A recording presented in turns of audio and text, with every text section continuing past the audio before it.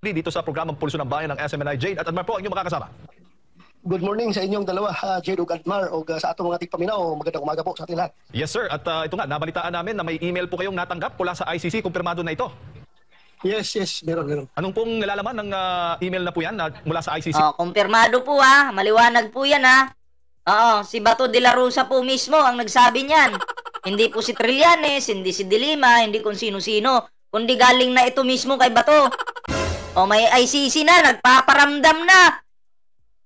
Diba nga, balibalita po, ngayong September ay malalabasan po ng warrant of arrest etong si Digong. Kaya sinasabi ng ibang mga tanga, oy, guni-gunin nyo lang yan. Tingnan natin, diba? Ang iba pa nagsasabi, ang tagal naman ng ICC. Ngayon, nagparamdam na kay Bato. Paano kayo harang? Humarang nga kayo dyan. Harangan nyo nga si Bato. Matagal pala Inip pala itong mga DD shits na to. Ang tagal-tagal daw ng ICC. Mafi Azania, shoutout po ito, tuloy natin. Si Senator? Gusto daw nilang mag-interview sa akin regarding sa war on drugs. Ano naman po ang inyong tugon sa email na yan, itong imbitasyon mula sa ICC? Hindi ko sinagot dahil... Hindi ko po sinagot dahil ako'y nanervyos na po. Oo. Hindi ko po sinagot dahil nervyoso po ako. Ramdam ko po kasi. Ramdam ko na may kalalagyan na kasi. Hindi ko sinagot. Inignore ko lang. Diba? Pinapalakas ko lang yung atay ko. Ako si Bato Ako si Bato na nervyoso parang ganon. Yung gusto niyan sabihin pero binaliktad niya dito. Feeling ko lang naman parang gusto. Yun yung sasabihin. Pakinggan natin. Kung mag-engage ako sa kanila, that would be tantamount to recognizing their jurisdiction. Alam mo, Bato, kung wala ka namang ginawang masama, pwede ka namang makipag-cooperate Ngayon, kung magmamatigas ka, Bato, nasa sayo na yan. Actually, binibigyan ka nila ng chance, Bato, Binibigyan ka nila ng chance na mag-explain sa sarili mo. Hindi sila bias, Hindi sila bias. Binibigyan ka nila ng chance, Bato. Diba? Pero ayaw mo ng chance na, sayang yung chance na yun. Sinayang mo lang, Bato. Diba? Nag-email sa'yo, sinulatan ka, para makuha yung side mo, pero umiiwas ka. Bakit mo iniiwasan? May something ba? May dahilan ba para matakot ka, Bato? Meron ba? Tanong ko lang po ito, Over my person. So, hindi ko sinagot yung kanilang email. Pero,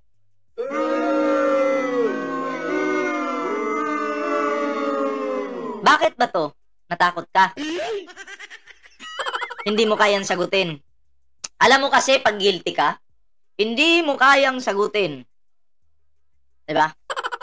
Pag alam mo sa sarili mo na may kasalanan ka, hindi mo kayang sagutin.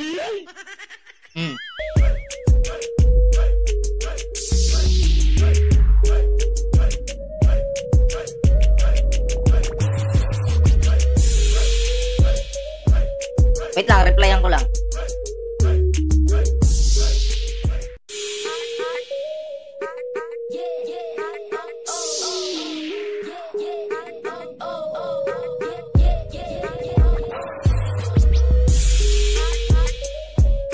Tuloy natin.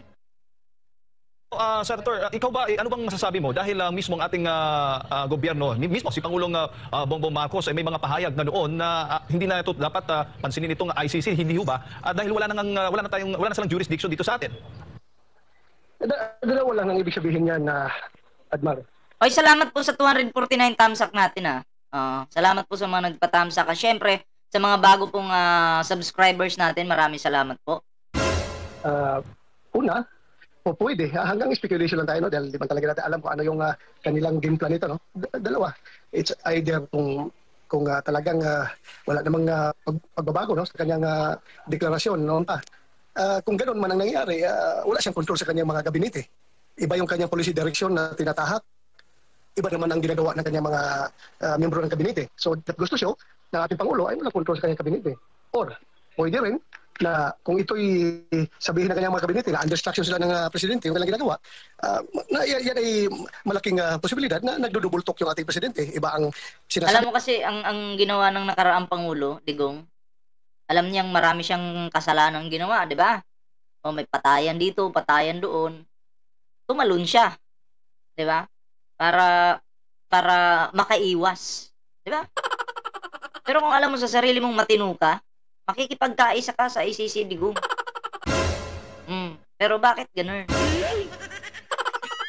Bakit parang akala ko may isog ito?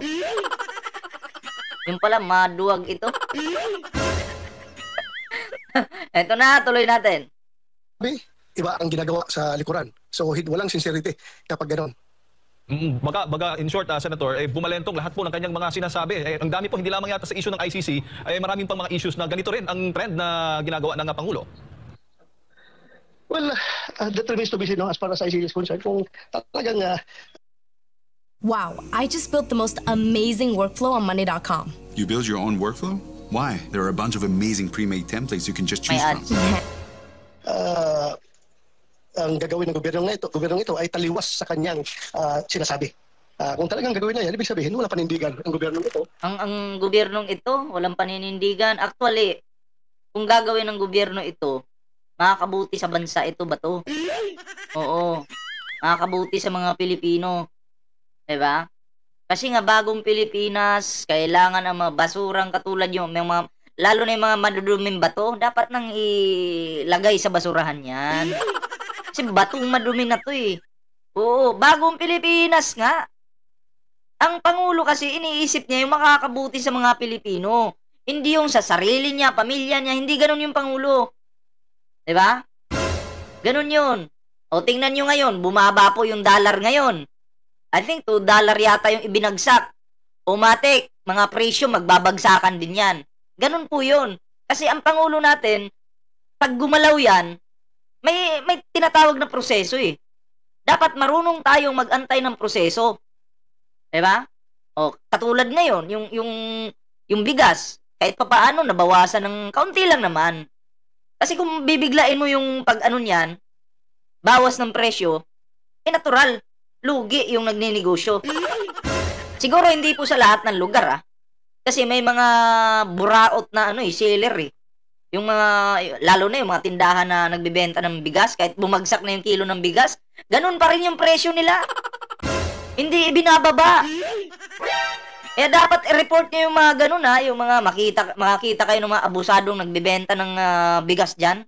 Na kahit bumaba na yung bigas, ganun pa rin yung presyo, i-report nyo po yan. Okay, 271 thumbs up, maraming salamat po At ito'y bali duplikara ang gobyerno na ito kung gano'n ang mangyari. Senator, ano ho bang dahilan? Bakit nais kayo ng ICC na interviewin at tanungin? Anong particular po ang gusto nilang malaman po mula sa inyo mismo? Hindi ko na tinanong, as I've said, hindi ko in-engage. Kasi unang-una, nagdududa pa ako kung ito'y talagang authentic na ICC. Baka mamaya may mga scammer lang ito na sumasakay sa sitwasyon dahil unang-una yung mga papel nila ay walang klarong heading, walang klarong signature. Alam mo ba to, i-interviewin ka nga Diyan mo malalaman kung legit o hindi. Binibigyan ka nga ng chance. Bato. Halimbawa, imbitahan ako ng ICC, sample ko ako. Ako si Bato ngayon. Baliktad na. Ikaw na si Ballpoint Man ngayon, Bato. Oo, nag-email sa akin. Siyempre, mapapaisip ako, totoo kaya ito o hindi? Gusto akong makausap or magbigay ng side ko. Papalagan ko yun para magkaalaman kung totoo nga ba ito o hindi. O, diba? Anyway, anong oras na? Ay, may hearing pa pala ako ngayon sa Senado. Ako ba si Bato? Sorry, nagkapalit kasi kami ng pangalan. Kala ko, ako si Bato kasi may hearing pa kami ngayon, magiging bias sana ako dun sa Senado pag may hearing ako, kung ako maging Bato, pag may hearing ako sa Senado, ako yung magiging bias doon. Kakampihan ko yung mga dutae. Susupalpalin ko yung mga yung nasa gobyernong ito. Kung ako yung naging Bato. Kaso hindi pala, si ballpoint man pala to. Sorry naman. Sorry. Basta technically, hindi ko masabi talaga kung totoo itong ICC. Baka sumakay lang ito sa isyo. Hindi kami sigurado. At kung ito man ay... Hindi kayo sigurado, sagutin nyo. Para malaman nyo. Yan na naman yung dahilan. Yan na naman po yung dahilan nila Bato na hindi daw sila sigurado kung ICC ba daw ito o hindi. O di sagutin nyo para malaman nyo. Mag-reply kayo. Magparamdam kayo. Kasi malalaman naman yan eh. Kung talagang namimikay ka lang, malalaman po yan. Diba? O, ako na nag-a-advise sa'yo Bato ha. Paano mo malalaman? Kung totoo yan o hindi. O, sagutin nyo. Wag nyong takasan. Tinatakasan nyo eh. Talagang authentic ito ay, as I've said, my stand is not to cooperate with them because I do My not... stand is not to cooperate with them. Tapos, paano pag nilabasan ka ng warrant Bato? Anong gagawin mo? Dalawa lang naman yan eh. Manlalaban ka? O di kaya gagayahin mo si Alice Guo o di kaya Kibuloy? Dalawa lang yan. Yung pagpipilian mo dyan, Bato. O, ang tanong, alin doon yung pipiliin mo? Oy, nakita ko yung picture ni Bato ha. Nasa bundok, kumakain ng niyog. May nakita akong picture. At ang caption doon, nagpa-practice na pong magtago. Ha? Oo. Saan ba yun? Nawala tayo. Man po mula sa inyo mismo. Hindi ko na tinanong, no? As I've said, hindi ko in-engage. Kasi unang-una, Romualdez, andoon si Speaker Romualdez sa yung malaking ano. Wait lang. Saan ba tayo kanina? Ano ba yun? Iba ang sinasabi, iba ang ginagawa sa likuran. So walang sincerity kapag gano'n. Baga in short, Senator, bumalentong lahat po ng kanyang mga sinasabi. Ang dami po, hindi lamang yata sa issue ng ICC, maraming pang mga issues na ganito rin ang trend na ginagawa ng Pangulo. Well, that remains to be seen, no, as far as ICC is concerned. Kung talagang ang gagawin ng gobyernong ito ay taliwas sa kanyang sinasabi. Kung talagang gagawin na yan, ibig sabihin, wala panindigan ang gobyernong ito. Hindi. Galing na tayo dyan kanina eh. Dito na tayo. Email, kumpirmado din po na may narinig kayo o report na nakuha mula sa DOJ ba o ano bang ahensya ng gobyerno na may talagang nais talaga ng ICC na kayo mismo at ilan pa sa mga opisyal ng nagdaang administrasyon gustong interviewin itong ICC? Wala akong prior information, no, except itong email lang na natanggap ko. At yung earlier na sinabi ni Solicitor General. Actually, ano yan eh. Noon pa man, umiingay na yung balitang yan na si Bato talaga kasali dyan. Bato, Digong, mga dutay, kasali talaga yan. Diba? Oo, try nyo kayan sagutin. Bato, huwag ka matakot, papalakasin ko yung loob mo. Ang gawin mo, uminom ka ng kape. Kasi yung kape pampalakas ito, Bato, tuturuan kita. Uminom ka ng kape, Bato, kasi ang kape pampalakas yan. Hindi pala. Gatas na lang yung inumin mo. Kasi Bato, etong gatas, makakabuti yan sa katawan mo. Diba? Uminom ka ng gatas, ito yung tinatawag na, payo ko po sa mga takot or parang ano yung puso, parang mabilis yung tibok ng puso. Ito naman, hindi po ako doktor, pero magpapayo po ako kay Bato. Uminom ka ng gatas, Bato, kasi ang gatas, pangpalakas yan. Diba? Tapos, haluan mo ng kape. Oo. Kasi ang kape pampanerbyos. So, pag pinagsama mo, pampalakas ng nervyos yan. Diba? Advice ko yun sa'yo.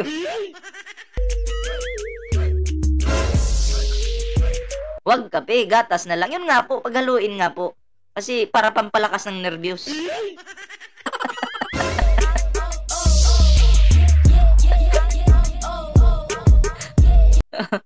Diba?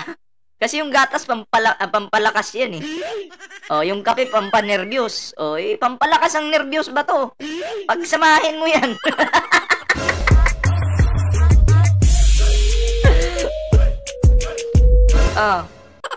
Tuloy natin to. Alminardo Guevara, na indeed, sa tagal ng panahon, tinatago-tago nila, ayaw nila maging transparent to the Filipino people, tinatago nila yung paglapit ng ICC na mag-cooperate ang ating gobyerno sa kanila. hindi nila to kinlaro. Noong nangaknak na si Trillanes kung ano-ano pinapakita ng mga papel, ito'y kinumpirma ni Guevara na indeed. Oy! Argo Bingot! May ICC na oh! Ano na puking ina mo ka? Oh, paano mo harangin ngayon to? Si Bato mismo yung nagsabi dito. Ah. Ano na?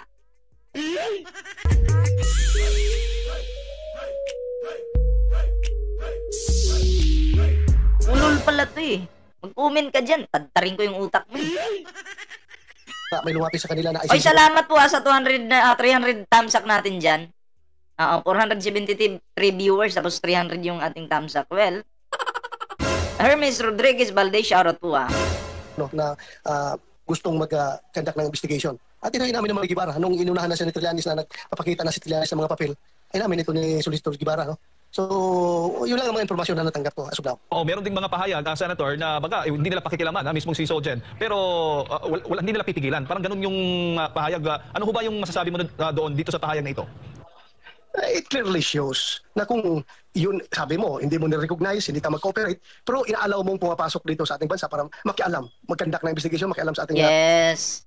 Of course. Trabaho ng ICC yan eh. Inaalaw. Bahala kayo, magtrabaho kayo dyan kasi may war on drugs naman talaga, maraming namatay. Diba? Sa war on drugs, trabahuin nyo yan. Pero hindi makikialam yung Pangulo. Diba? Pero bahala sila sa trabaho nila. Gets mo ba to? Ayaw mo nun? Mas disgrasya kayo pag nakialam pa yung administrasyon sa ICC, pag tinulungan yung ICC. Hinahayaan na nga lang yung ICC. Papapasukin, hahayaan, bahala sila sa trabaho nila. Hindi makikialam yung gobyerno. Ayon yan sa mga sinasabi mo Oo, hindi makikialam.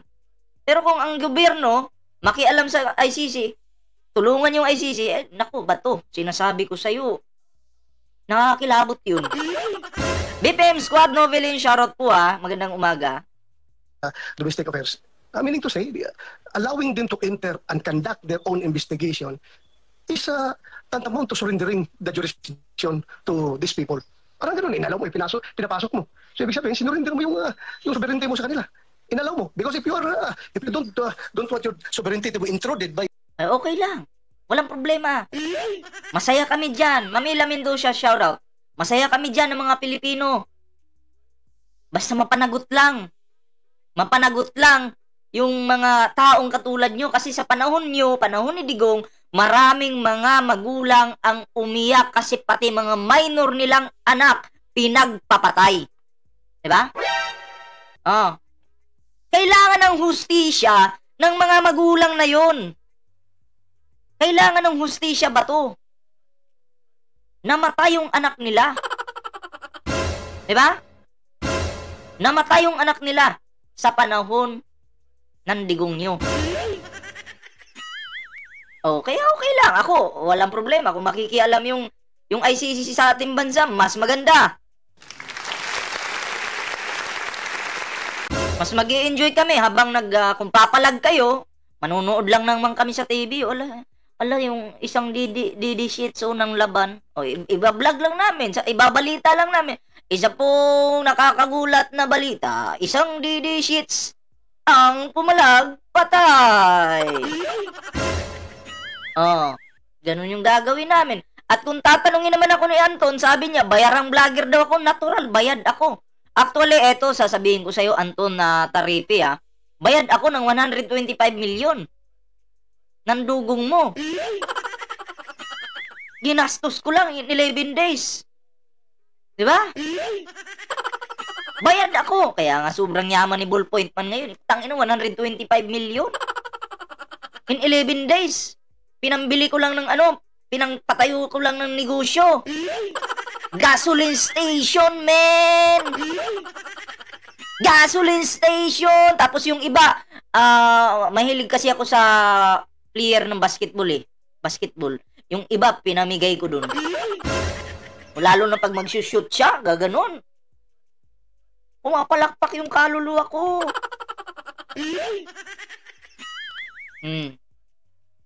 Diba?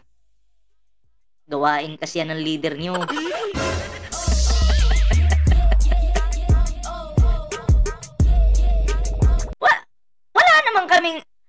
nyo, alam mo, Anton, hindi na namin kailangang sirain ang mga Duterte. Alam mo ba tong balita na to? Oo. Pinadalhan si Bato ng sulat ng ICC. ICC na ang bahala sa kanila. Kami nandito lang, manunood lang. Ano pang sisirain namin sa kanila? Sila na yung sumira sa sarili nila. Kami dito lang, magpa-popcorn lang kami.